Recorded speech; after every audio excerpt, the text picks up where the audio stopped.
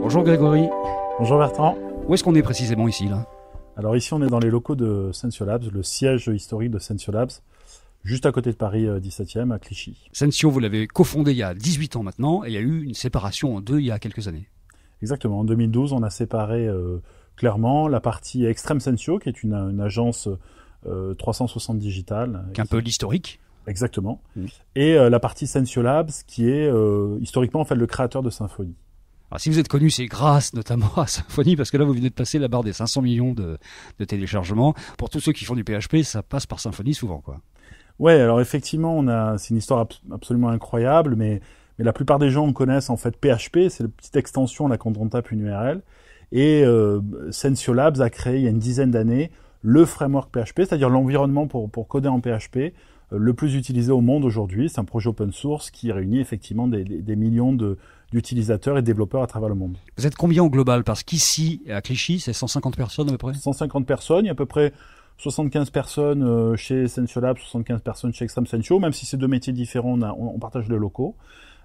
Sur Sensio Labs, on a environ 150 collaborateurs, sur l'île, également à Cologne, à Berlin, en Angleterre et aux États-Unis.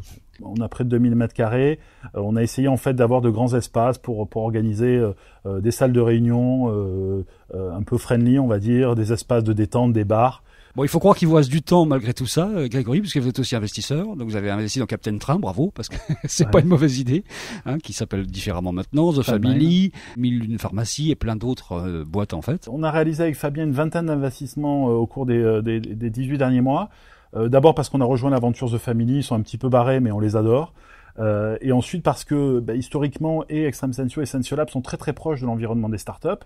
Notamment parce que Symfony est utilisé aujourd'hui par les plus grandes startups françaises, Blablacar, La Fourchette, Mythique, et je pourrais en citer encore des dizaines qui utilisent Symfony. Donc on était proche de cet univers.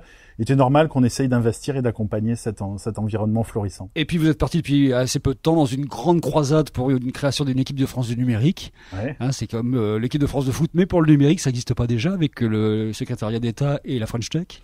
On essaye, en fait. Je pense qu'on a quand même, il y a quand même des événements récents. Il y a 2 boîtes qui ont été introduites au Nasdaq, par exemple, ce qui n'était plus arrivé depuis près de 20 ans.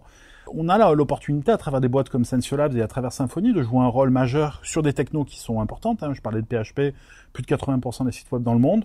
Donc, on essaye de jouer d'apporter nos contributions et notre pierre à l'édifice.